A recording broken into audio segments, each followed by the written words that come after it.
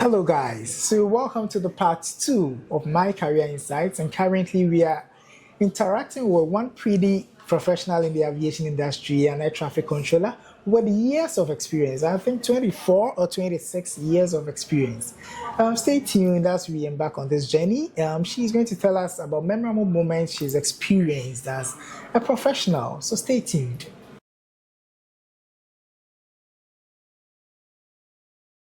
So, Alisa, welcome back. Thank you. I'm enjoying my time here. Yeah, I'm also enjoying it too, and I'm really getting educated. So tell us, what was your first experience like as in the control tower or the radar room? How was it? Oh my goodness. So my first day on the job was at the control center I spoke about earlier on, and I felt very intimidated. I was very scared. And normally, when you start off as an air traffic control assistant, you are providing assistance to the air traffic controller in the center environment. So you don't go straight and start working in the tower. Okay. And you had to bring your A game right from day one.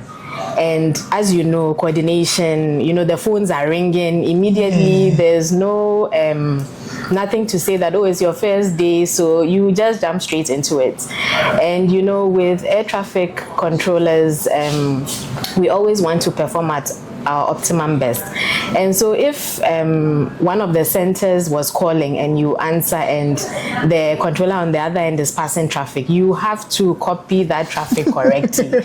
Because the last thing anybody wants to hear you say is say again. It means either you are inexperienced or it means you don't know what you're about, and you'll capitalize on that. So for me, it was a very, very scary experience. I was scared to hear any phone ringing. And so in the beginning, I think it was normal. I'm sure everybody who gives their experience will probably have felt the same way. But with time, guess what? Your confidence grows. You get used to it. You get in the swing of things, and everything flows well. Well, so that was my first experience. It was a very scary time. all right. So tell us about any memorable experience any memorable moments you've experienced as an air traffic controller? Oh my goodness. I've had many, but there's one in particular which I always speak about. Okay. And I do that because the feeling I got at that time, I still experience it today like it was just yesterday. So I'm just briefly going to talk about it. There was a day when I was working approach, in the new center environment that we are in. And there was a light aircraft which took off from Tamale flying to Accra. Okay. So the flight time was just about 2 hours or slightly less, and he was flying low-level VFR. Okay. So at some point, I got his ETA. Okay, I was expecting that flight. At some point, the adverse weather moved in, and so we tried all means to try and contact the aircraft and just inform him about, how the weather had deteriorated in Accra. And because he was flying low level, area control had no contact with him. I think we even tried on the HF, no contact. And so it took him a while to establish contact with me eventually on the approach frequency. He was about 30 miles inbound, which is normal, because of the altitude at which he was flying at. And we didn't even have him on radar at that time. So within 30 miles, he contacted me, and I gave him the weather update. I informed him that we had tried to establish contact with him much earlier. So I asked him if possible to report the field insight. So he continued routing inbound. I eventually had radar contact, and I remember at about 11 miles inbound. Okay, 10 miles inbound to the field. He came on the frequency, the pilot came on the frequency, and he said to me, Accra, I have turned around, I am routing back, I'm diverting to Tamale, the visibility is so poor, I can't see anything. Wow.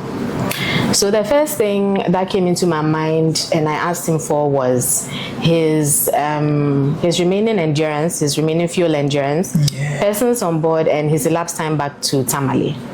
And so when he gave me the information was as I feared. it basically meant that he was never going to get to Tamale.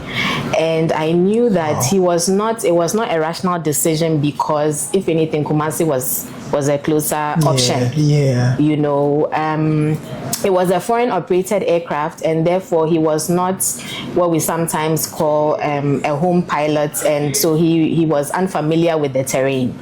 And so I believe that he made that decision because he had just flown in from Tamale, so he thought he knew his way back, but he didn't have enough endurance to get him back to Tamale. So I knew that I had to intervene. So I asked him, and on radar he had already turned around, he was routing back. So I asked him that, okay, would he allow me to, I asked him if he was IFR rated, and he said no. So I said, would he allow me to use radar to assist him to come in? And he said yes. So the first thing I said was climb to 3,000 feet, because that was the initial approach altitude then, which meant that he would be clear of terrain. So he complied. As he was climbing, he said to me, I can't see anything, I'm entering cloud. So I said to him, don't worry, I have you on radar. And so you could hear in his voice that he was panicking. And so I had to just try and remain calm and reassure him that, you know, I was going to assist him. So he climbed to 3,000 feet, and then I gave him a suggested heading to fly. Suggested because we are not allowed to vector VFR flights. And I was treating this situation as an emergency situation. So he complied, and he flew that heading. He selected the heading that I had given him on his heading indicator in the aircraft. And so he was able to fly that heading, and I kept talking to him, and luckily he was the only aircraft at the time flying. So I was bringing him closer, I kept talking to him. When it was safe to descend him, I descended him to 2,000 feet, and then I gave him a suggested heading to turn him onto final. So the visibility was very, very poor. And back then we used to have the strobe lights in Accra as part of the approach lights. So it was like a lightning bolt. And so as soon as he turned onto final, you could just hear him, his voice had changed, and he was like, I can see the runway lights. You know, and so after that, and he was so grateful and so thankful, and I handed him over to Tower, not knowing that there were a group of people from his operator who were on the ground waiting for him, worried about him, you know, and that aircraft was able to land safely. It is one of my most memorable instances because of the sense of accomplishment that I felt. That's why we do what we do. We are there to ensure that people arrive at their destination safely, and by intervening on that day, he was able to land safely. And so, yes, it was a good success story. I'm really, really touched. And whilst you were going through the whole process, I was trying to imagine what the pilot was actually going through at that moment. And even me sitting here right now, I'm a bit shaky. I'm trying to put myself in his shoes at that moment. And I'm still wondering, how were you able to stay calm in all this situation? I mean, you're handling lives. Okay, so one of the attributes of an air traffic controller is that you have to be able to remain calm under pressure. Okay, because we work in a very stressful and pressure-prone environment.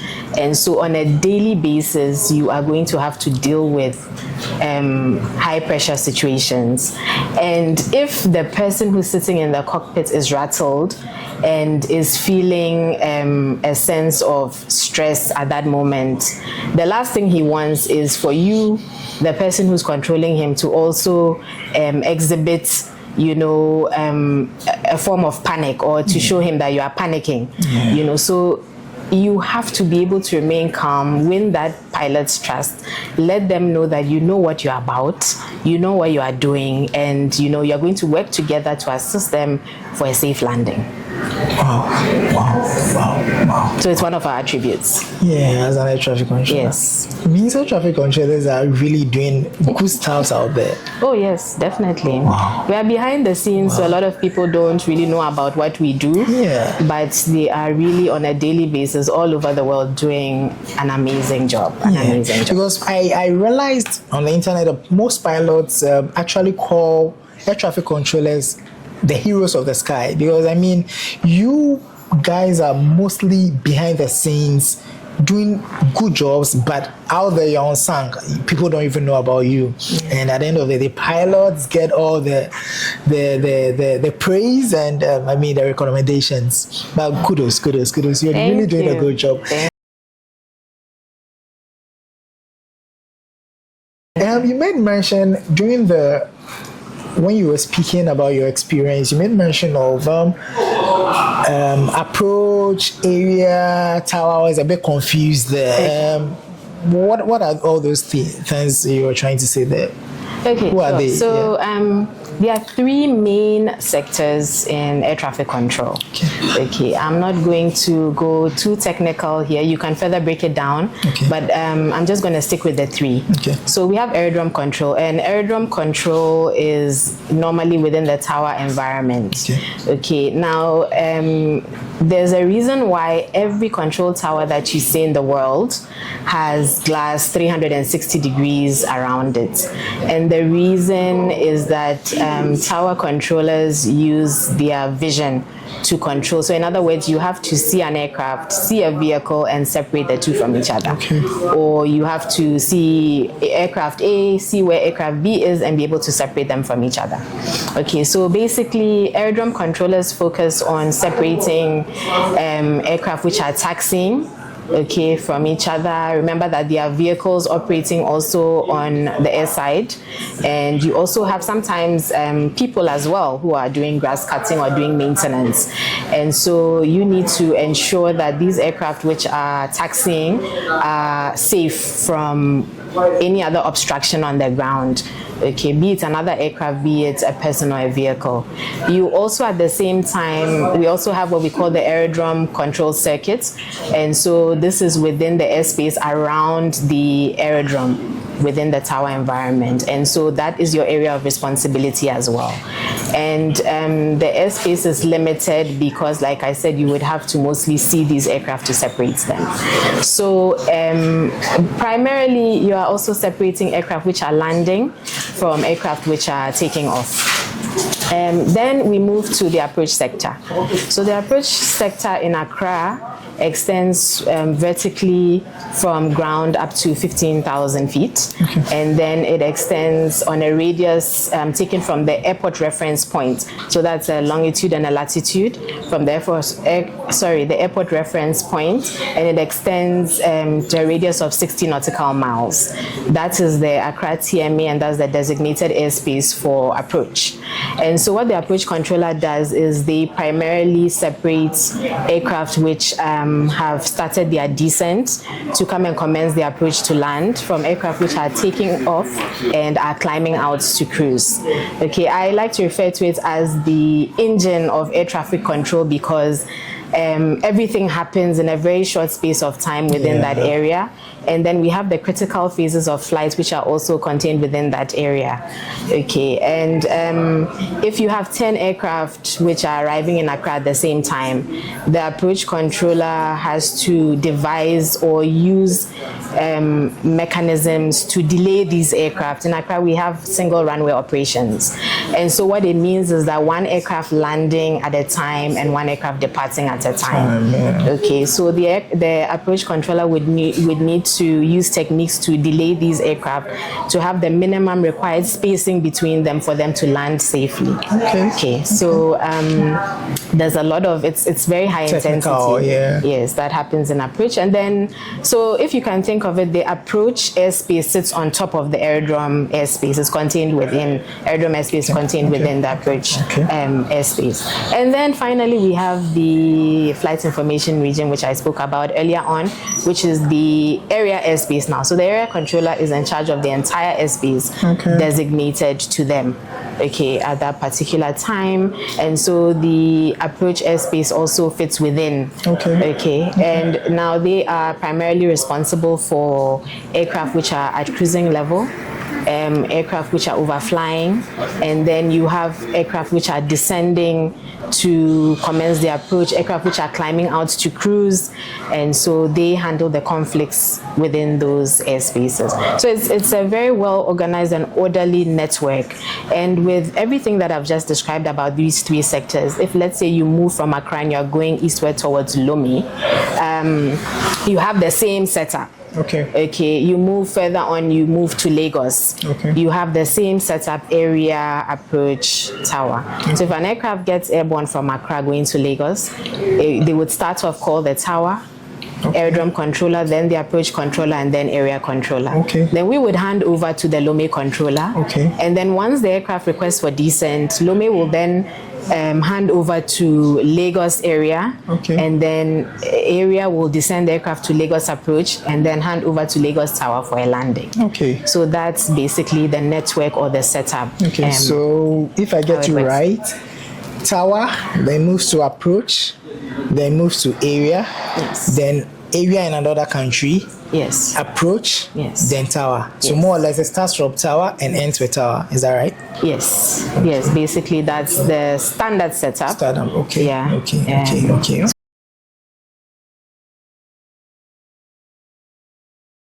All right. So take us through some of the challenges you face as an air traffic controller. Take us through that. Okay, so this one really touches me. I faced a lot of challenges over the span of my career.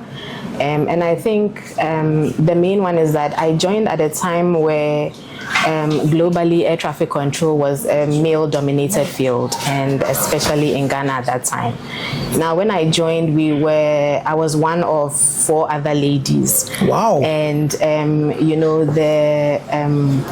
the people at the time subscribed to the belief that women could not become air traffic controllers, and so we had a responsibility to prove that notion wrong. By the grace of God and, being determined and through hard work, we were able to show them that, we are more than capable, to become air traffic controllers. And in so doing, we're able to win the respect of our male counterparts, our male colleagues, for them to, accept us and acknowledge that we can do air traffic control and we can do it well, actually. So for me, that was one of the biggest challenges that I had to overcome. And sometimes in doing that, we had to work twice as hard as our male colleagues because, already they are just waiting for you to make an excuse as to why you can't come for duty or you can't show up. And so you didn't want to give them that, so in situations where you were not well, you were feeling unwell, you just keep it to yourself and basically just toughen up and, go to work and do what you needed to do. And so, that's one of the main challenges that I had to overcome. Wow.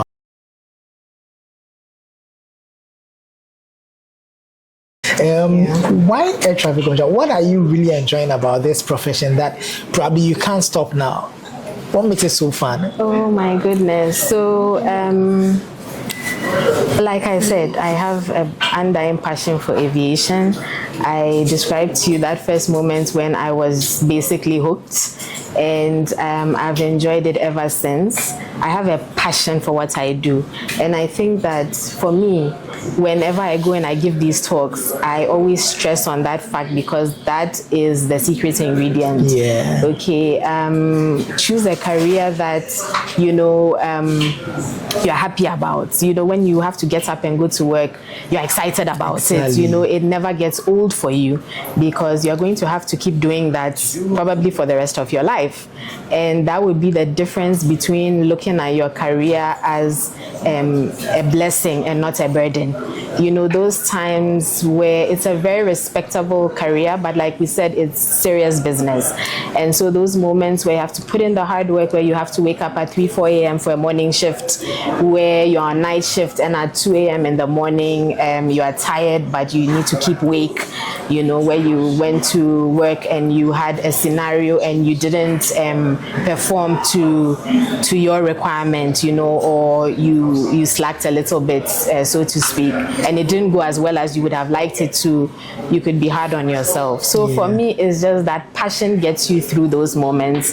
It motivates you, you know, to want to keep on doing it. And so for me, it's a passion. It's a passion for what I do. It never gets old. Yeah, I realize that. And that's one of the importance, or that's one of the aim of, this initiative to, go to professionals, let them tell us about what they actually do, and tell us about what really entails in their job, so that people out there can make informed decisions about any career path they go into. So that at the end of the day, they don't, as you were saying, they don't go into a job and they be like, today they are not feeling the job, or it's like a burden to them. That's what we're trying to avoid, because at the end of the day, you need to do something with passion. You need to enjoy whatever you're doing. So if you go into something and you're not enjoying it, you might not do it to your best, and at the end of the day, like a security or a safety job like yours, if you're not enjoying what you're doing, you're going to cause a lot of things. You're going to cause a lot of accidents or incidents or what have you. Exactly, exactly, and that's why programs like this are so relevant and so important. Yeah. You know, back when we started, we didn't have these kind of platforms, exactly. And we didn't have search engines at the click of, you know, our fingertips. We had to get up and, you know, go to libraries to research and get information. And so this a platform like this, or a program like this, is really amazing. And for those of us knowing where we've come from and being in the industry and wanting to motivate and inspire other people to also come on board, you know, it's like us giving back. And that's why when you invited me onto this program, I just jumped for the opportunity. Yes. Thanks so so much well for done. that. Well done. Thanks so much for that. So back to your job. I realized one thing, that you handle a lot of lives, because you made mention that pilots handle, let's say, an aircraft, but you handle these pilots, meaning you handle a lot of lives. Does it sometimes weigh down on you, or does it scare you sometimes as a professional or as an air traffic controller?